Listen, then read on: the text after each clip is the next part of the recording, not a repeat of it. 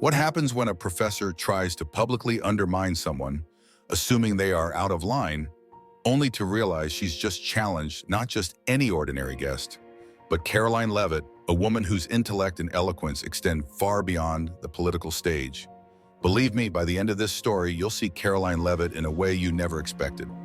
At one of America's most prestigious universities, Dr. Linda Markham was known for two things: her expertise in political theory and her increasingly apparent ideological agenda. That morning, as students filled the lecture hall, something seemed different. Instead of a structured discussion on governance and policy, the whiteboard displayed a bold message. Today's topic: redefining academic priorities. At the back of the room, a young woman sat silently. Unlike the students around her, she wasn't there to earn a degree. She was Karoline Leavitt, a rising conservative political figure known for her sharp intellect and unwavering stance on free speech and academic integrity. What most people didn't know was that behind her confident presence lay a deep appreciation for education, debate, and the principles of intellectual diversity, values she had championed throughout her career. Dr. Markham began her lecture, but instead of focusing on the importance of critical thinking and research, she launched into a monologue about the need to shift academic priorities away from traditional disciplines like political science and constitutional law and toward real-world social activism. Some students exchanged uneasy glances, realizing that the lesson was becoming more of a political commentary than an academic discussion. Then, Karoline calmly raised her hand. Dr. Markham hesitated for a moment, narrowing her eyes slightly. She hadn't expected an interruption, much less from her. Instead of acknowledging the raised hand, she continued flipping through her slides, which displayed statistics on gender representation in leadership rather than actual content related to political systems or law. Some of you, she said, fixing her gaze on a few students, need to accept that your privilege has given you an unfair advantage in this academic space. Karoline kept her hand raised, patient and composed. The students began murmuring amongst themselves. Some stole glances at her, others exchanged curious looks. Before Dr. Markham could move on, Karoline finally spoke, her tone measured yet firm. "Professor, I'd like to engage with that point." A wave of silence rippled through the room. People knew Karoline Leavitt as a political commentator, but few knew of her genuine commitment to academic integrity and open discourse. She was widely respected for her ability to articulate complex policy issues, and she was no stranger to debates on campus free speech. As she lowered her hand and began to speak, no one could have predicted what was about to happen. Her voice was calm, deliberate, and respectful. Dr. Markham, political science and law are fundamental to understanding governance, policy, and societal structures. Many of us, including myself, came here today hoping to deepen our understanding of those subjects. Shifting the curriculum toward ideological frameworks rather than analytical reasoning would disadvantage all students, regardless of their background. Several students nodded in agreement. Dr. Markham's expression hardened. She wasn't going to let Karoline Leavitt, of all people, challenge her authority. Some students nodded in agreement, but Dr. Markham's expression hardened. She was not going to allow a political figure, no matter how well known, to challenge her authority. Karoline paused briefly before speaking again, her voice firm. Narrowing the core curriculum to fit ideological narratives rather than foundational principles would disadvantage all students, regardless of their background. Several students nodded again, clearly relieved that someone had the courage to challenge the professor's shift away from academic rigor. But Dr. Markham's stance only grew more rigid. She crossed her arms, her tone dripping with condescension. "Ms. Leavitt," she said, emphasizing Karoline's surname, "perhaps you, more than anyone, should understand how privilege shapes our education system. After all, not everyone has access to elite institutions or influential connections." What happened next stunned the entire class. Instead of becoming defensive, Karoline simply smiled. A warm, understanding smile, not one of arrogance, but of genuine humility. "You're right about one thing, Professor," she said thoughtfully. "I have been fortunate in my education. Precisely for that reason, I believe we have a responsibility to maintain high academic standards so that everyone, regardless of their background, has a real opportunity to fulfill their potential." A flicker of uncertainty crossed Dr. Markham's face. She hadn't expected that response, but she quickly regained her composure and leaned forward, her voice laced with sarcasm. "And you think you know more than the average professor about maintaining academic standards?" She scoffed. She folded her arms, a mocking smirk on her face. "Tell me, Ms. Leavitt, what exactly makes you an expert on higher education?" Karoline remained calm, her expression steady and composed. "I don't claim to be an expert," she replied smoothly. "I'm simply someone who believes in the value of critical thinking and academic integrity, concepts that should transcend politics." She gestured toward the blank whiteboard, which still contained no actual political theory, constitutional law, or any academic material. "Instead of debating privilege," she continued, her voice unwavering, "why don't we use this time to actually discuss the fundamental principles of governance, policy, and law? After all, isn't that why we're here?" The room fell into a tense silence. Dr. Markham's eyes narrowed dangerously. "Nothing else to say?" she snapped, turning back to the board and picking up a marker. "Fine, Ms. Leavitt. Since you're so passionate about these subjects, let's put that passion to the test." She began writing rapidly, her hand moving with deliberate swiftness. Students gasped as the content took shape. It wasn't just any policy question. It was an advanced, multi-layered constitutional law challenge that even some graduate students would struggle to address. Some students whispered nervously, "That's way beyond our level," someone muttered. But Karoline's expression didn't change. She remained completely unfazed. Dr. Markham turned back to her with a mocking smile. "Since you're so concerned about maintaining high academic standards," she sneered, "why don't you solve this?" She capped the marker dramatically, stepping aside. "Unless, of course, you'd rather go back to discussing politics and your supposed expertise." The challenge hung in the air. Some students shifted uncomfortably in their seats, recognizing this as a clear attempt at public humiliation. But Karoline didn't waver. She calmly stood up, adjusted the cuffs of her blazer, and walked to the front of the room. Her movements were collected, unhurried, completely at ease. Dr. Markham's smirk widened. She had chosen this challenge specifically because it required intricate legal reasoning and historical context that she hadn't yet covered in the course. But when Karoline took the marker from her and studied the content on the board, not with intimidation, but with genuine curiosity, something about her demeanor made the professor's smirk falter, just slightly. Karoline turned to the class before she began. "This issue can be approached in multiple ways," she said in a thoughtful, measured tone. "Would you prefer that I walk through the standard interpretation? Or would you like to see a more efficient approach, one I studied from original constitutional texts?"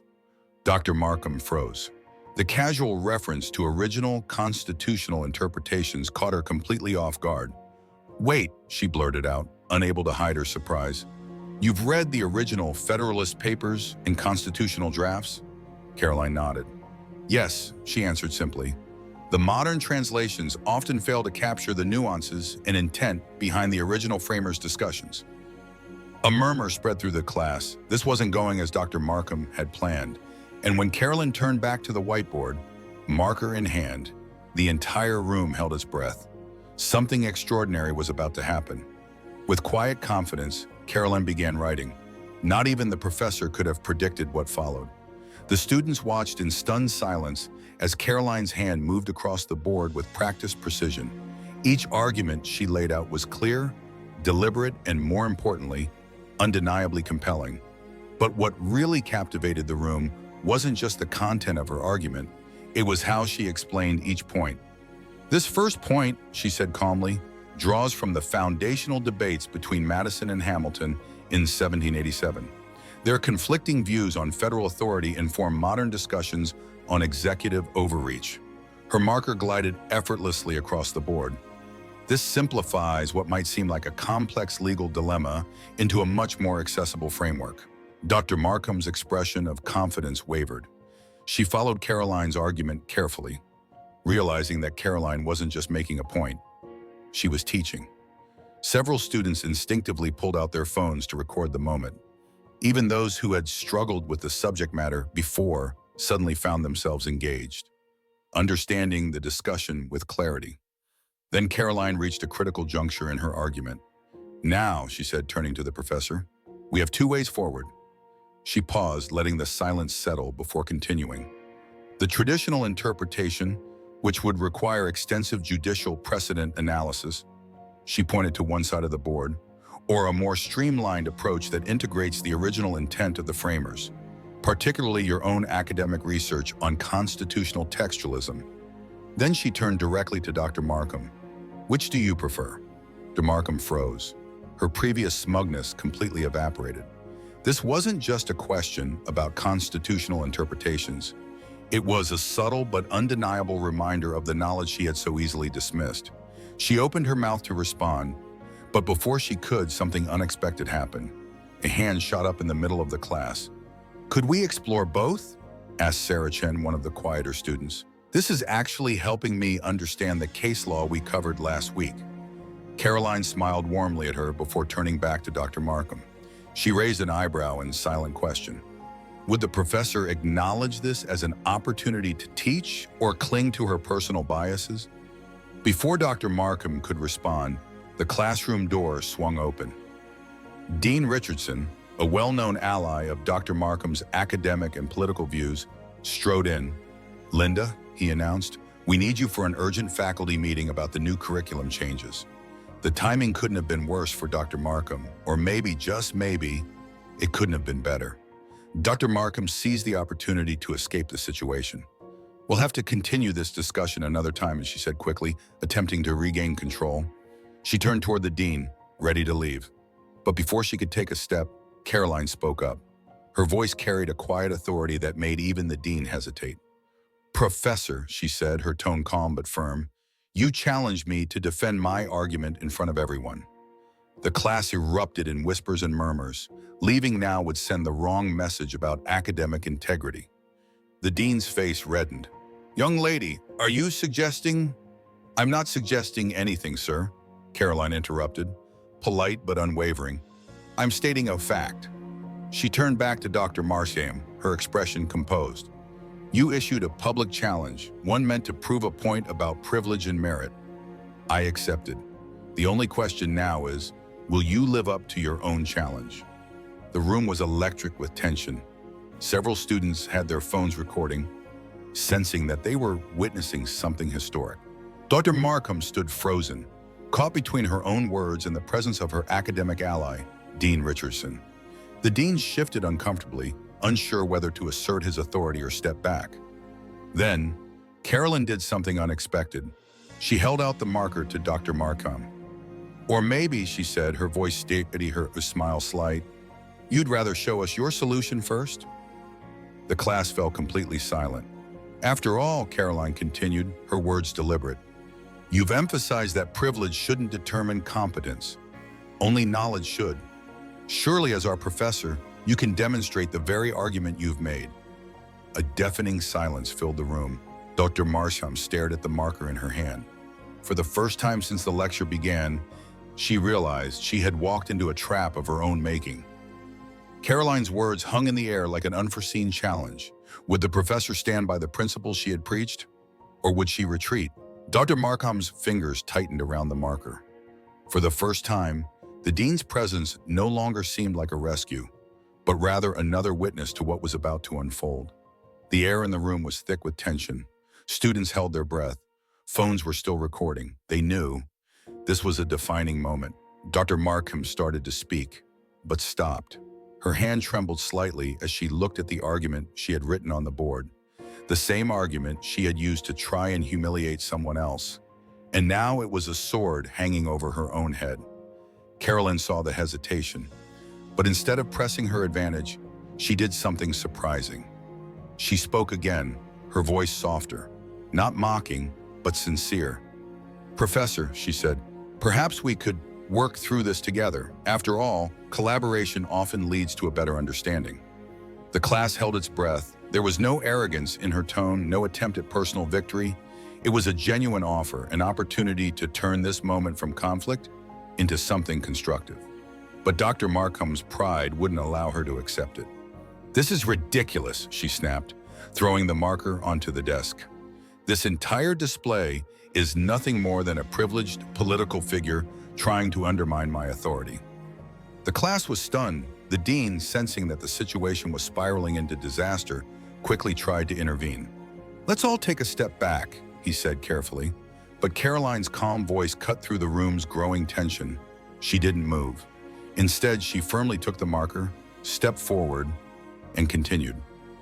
Karoline turned back to the board, and in a display of intellectual mastery, she outlined both solutions, the traditional approach and the originalist legal interpretation, in less than 5 minutes. When she wrote the final conclusion, the room erupted in spontaneous applause. Even the dean, who had tried to remain impartial, couldn't hide his amazement. But what happened next would not only change the class, it would reshape the entire department. Dr. Markham's face had gone from red to pale. Her carefully crafted narrative was crumbling right in front of her. But Karoline wasn't done, and her next words would prove that true leadership isn't about winning arguments, but about building bridges. She stepped away from the board, turning toward Dr. Markham and the dean. "The beauty of constitutional law," she said, her voice steady, "is that it doesn't care about politics, backgrounds, or personal biases. It only cares about truth." She pointed at the board. "These interpretations tell us something important, not just about law, but about learning itself. When we let preconceived ideas cloud our judgment, we lose our opportunity to grow." The dean cleared his throat, preparing to speak. But a voice from the back of the room cut through the moment. It was Michael Chan, a scholarship student who rarely spoke in class. "Are we supposed to learn less about law because of someone's political agenda?" A murmur ran through the class. One by one, students began standing up. "I came here to study constitutional law," another student said, voice firm, "not to be lectured about my so-called privileges." Dr. Markham's carefully controlled class was unraveling. But rather than let her face further humiliation, Karoline did something extraordinary. She lifted her voice just enough to silence the growing dissent. "Professor," she said, "your knowledge of political theory is extensive. I've learned a great deal from your technical lectures." Her voice remained measured and firm. "Perhaps," she suggested, "we could focus on that." She let the offer hang in the air, an opportunity for Dr. Markham to regain control, to save face, and to actually improve the class. The dean watched intently. He knew this moment could either explode into a public relations disaster or turn into something unexpectedly positive. For the first time, Dr. Markham looked at her students, truly looked at them. And what she saw on their faces compelled her to make a decision that would change everything. Her voice was barely audible at first. She hesitated, then squared her shoulders. "I've made a terrible mistake." A hush fell over the room. Her confession seemed to cost her something, but something had shifted in her demeanor. "For years," she admitted, "I've been so focused on fighting what I perceived as privilege that I became exactly what I was supposed to oppose. Someone who judges based on preconceived ideas rather than merit." She turned to Karoline. "Not only did you defend your argument, you taught me something about real leadership." The dean stepped forward, sensing an opportunity. "Perhaps," he mused, "this could be a model for other departments." But before Dr. Markham could spin this into an administrative victory, something unexpected happened. A commotion broke out in the hallway. A crowd had gathered outside the classroom. Students from other classes, drawn by the viral videos being posted in real time, were standing outside, some holding hastily made signs. Scribbled on notebook paper, students had written, "Teach law, not politics. Merit over prejudice." The situation was about to spiral out of control. But once again, Karoline stepped forward. She approached the door, facing the growing crowd with a voice that carried natural authority. "If you're here because you want to learn," she said, her voice steady, "come on in. There's plenty of room." The students flooded into the classroom, filling every available space. Dr. Markham watched in amazement as Karoline turned back to the board, marker in hand. "Ausschweiß," she said, "who wants to learn the practical applications of constitutional law in solving real-world issues?" What happened in that classroom over the next hour would become college legend. But the real story wasn't about legal theory or politics. It was about something far more powerful. The story of what happened in Dr. Markham's class spread like wildfire across campus, but not in the way anyone had anticipated. Instead of becoming a tale of conflict and humiliation, it evolved into something much bigger. In the weeks that followed, attendance in the advanced constitutional law class tripled. Students didn't just come to learn legal theory, they came to witness an extraordinary transformation. Markham, humbled by the experience, returned to her true passion, teaching law without ideological bias. And Karoline, true to her word, began organizing study sessions that bridged the gap between legal history and modern application. But the biggest change wasn't in the curriculum, it was in the culture. The classroom became a place where questions were welcomed, where merit truly mattered, where learning transcended political divisions. Students who had previously felt intimidated by the subject or by the ideological environment now excelled. One day, as Karoline helped a struggling student grasp a difficult concept, Dr. Markham approached her. "You know," she said softly, "that day you could have destroyed my career." She hesitated, then continued, "Instead, you helped me save it." A pause. "Your father would be proud." Karoline's response reflected wisdom far beyond her years. "The goal was never to tear anyone down, Professor," she said. "It was to lift everyone up." That was the lesson that endured beyond the classroom. Today, that class is a testament to something much bigger than law. It stands as a reminder that true education isn't about ideological battles or political agendas. It's about the pursuit of knowledge, the courage to stand up for what's right, and most importantly, the wisdom to do it with grace. And Karoline Leavitt? She still sits at the back of the class. She still helps struggling students. And she still believes that the greatest privilege of all is the opportunity to learn. If you enjoyed this story, don't forget to give it a like and tell us in the comments what you thought of this episode. See you in the next video.